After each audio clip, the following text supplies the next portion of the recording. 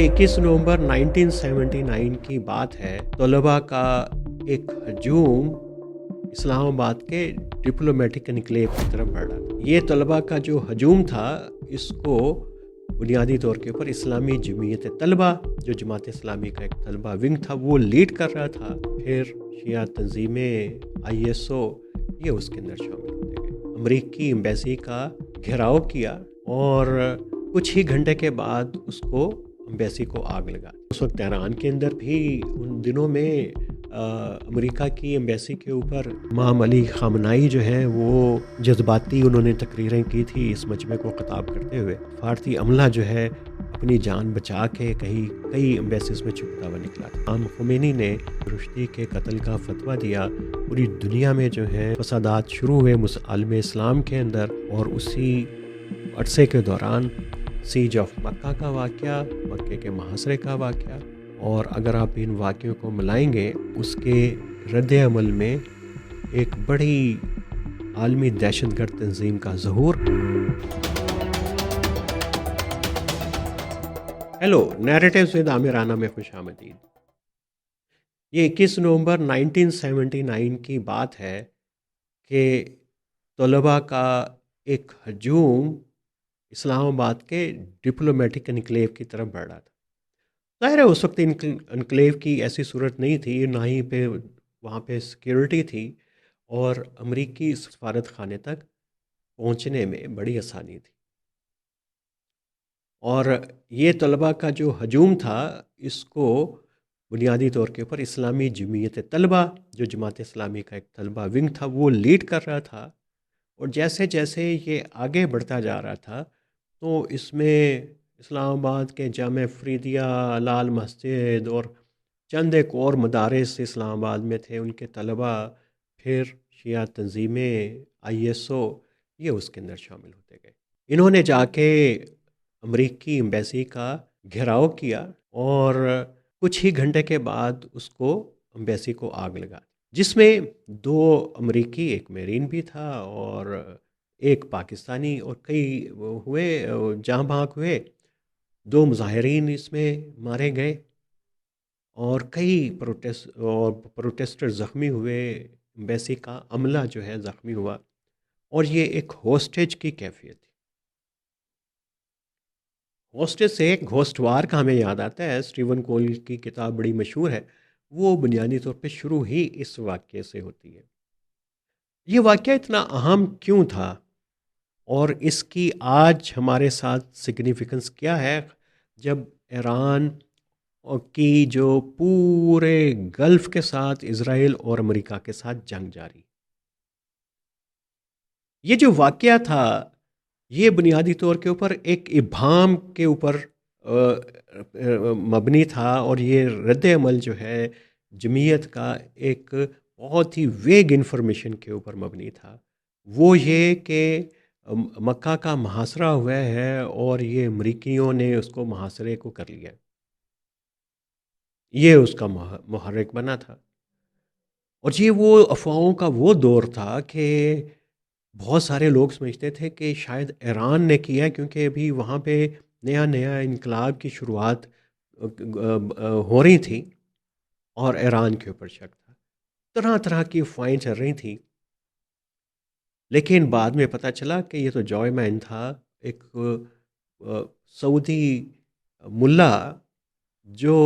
अपने आप को इमाम मेहदी कहता था, और वो खाना काबा से अपनी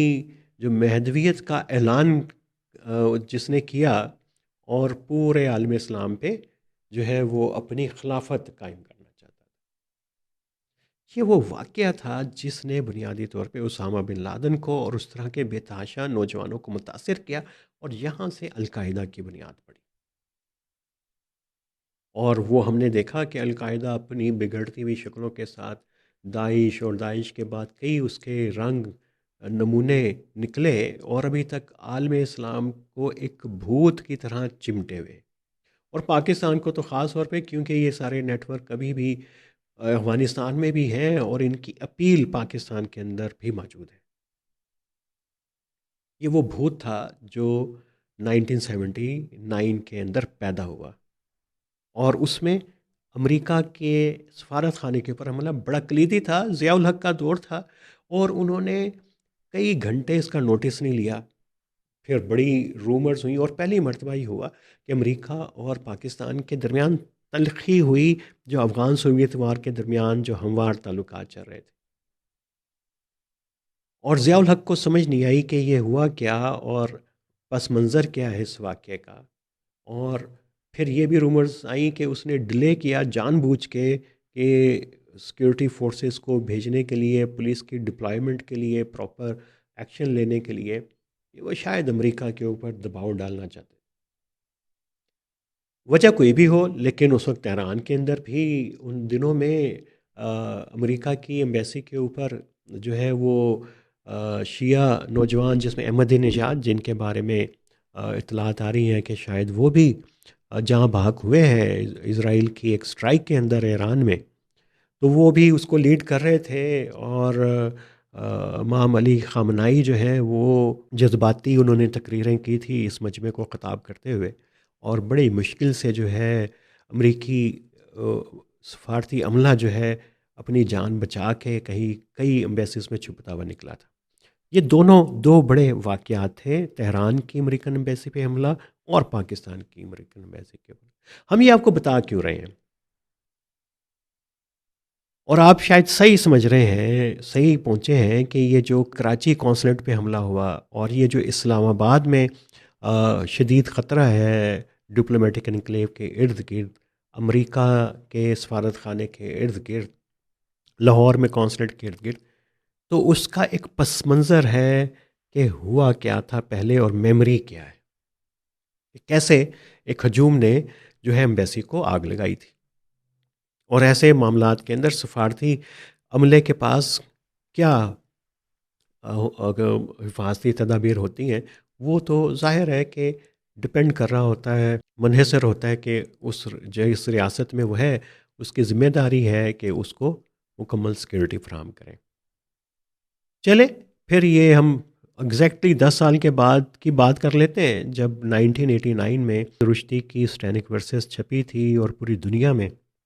رد عمل آیا تھا۔ اور پھر یہ ایران اور پاکستان کا تعلق آپ کو نظر آئے گا کہ امام خمینی نے رشدی کے قتل کا فتویٰ دیا، پوری دنیا میں جو ہیں وہ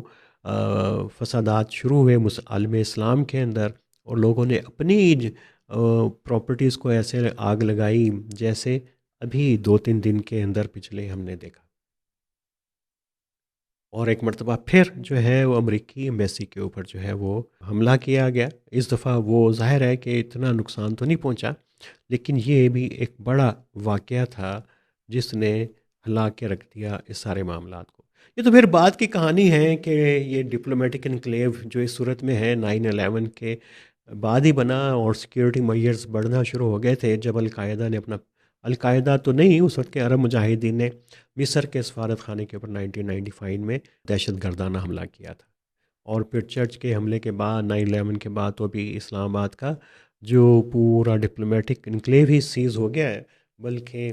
اس کو تو 4 دیواری بھی کنکریٹ کی کر دی گئی ہے، اور ایک فورنرز کا چڑیا گھر ہے جس میں داخل ہونے کے لیے آپ کو اسپیشل پرمیشن کارڈ یا آپ کو انٹری کروانا ہوتی ہے۔ وہ ایک علیحدہ سے مسئلہ ہے، لیکن پروٹیسٹر جو ہیں وہ پھر اکٹھے ہو جاتے ہیں سرینا چوک کے اوپر، یا پھر وہ آتے ہیں ڈی چوک سے، اور کوشش ہوتی ہے کہ انکلیو کے اندر جائیں۔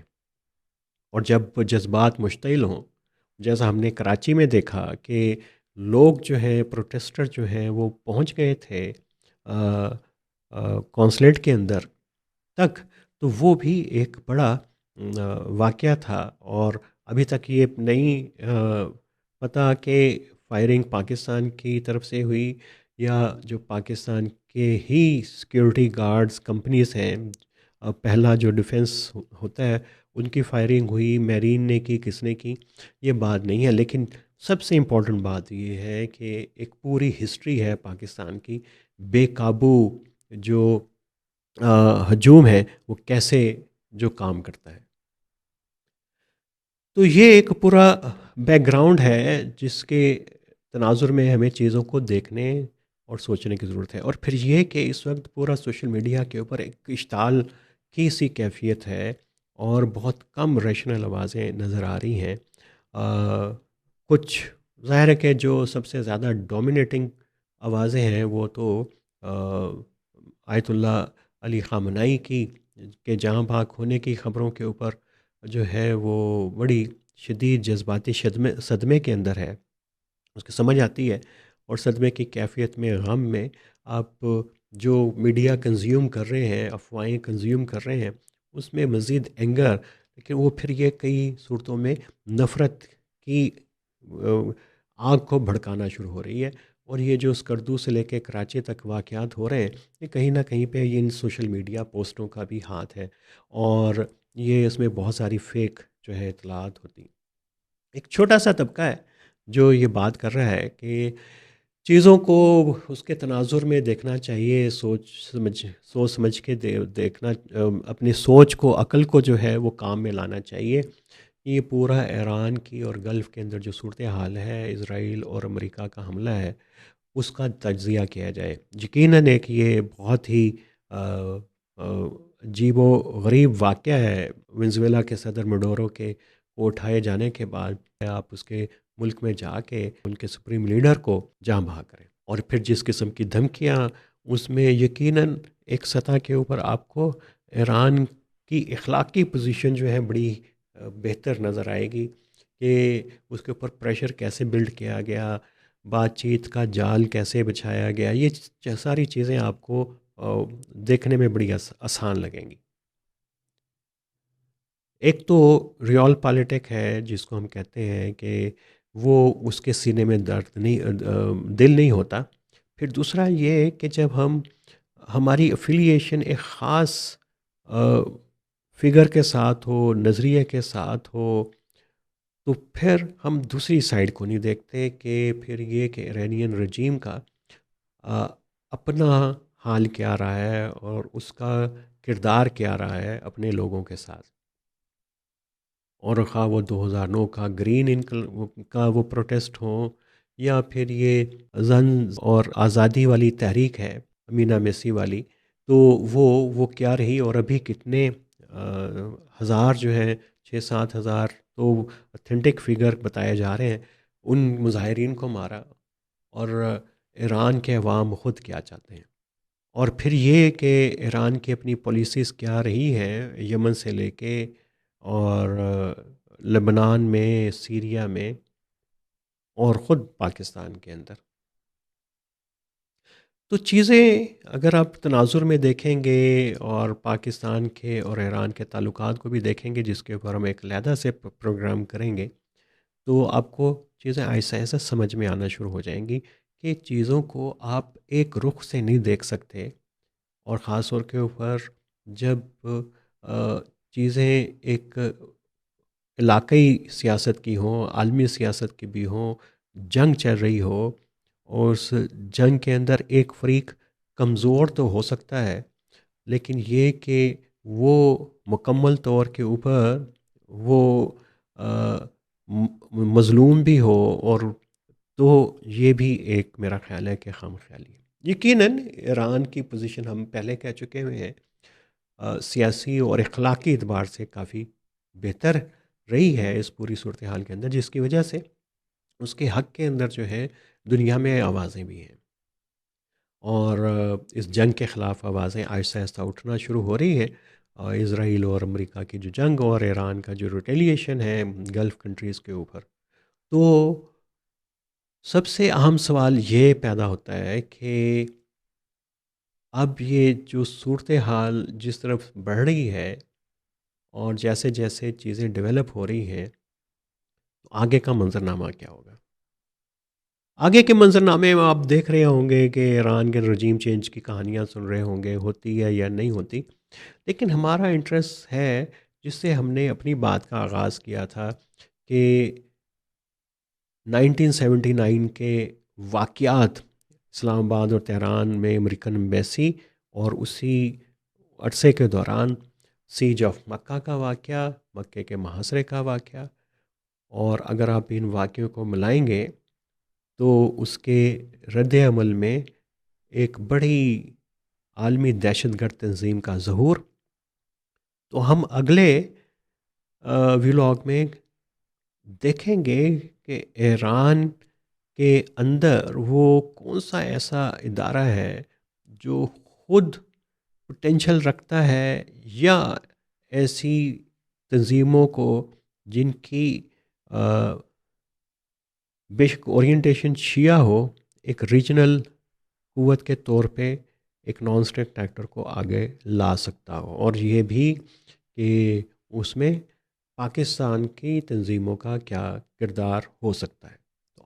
ابھی تک کے لیے اتنا ہی. تو یہ ہمارا ایک اسپیشل سلسلہ ہے، اور ہم دن میں 2 ویلاگس کر رہے ہیں، اور آئندہ 1-2 روز اور بھی کریں گے،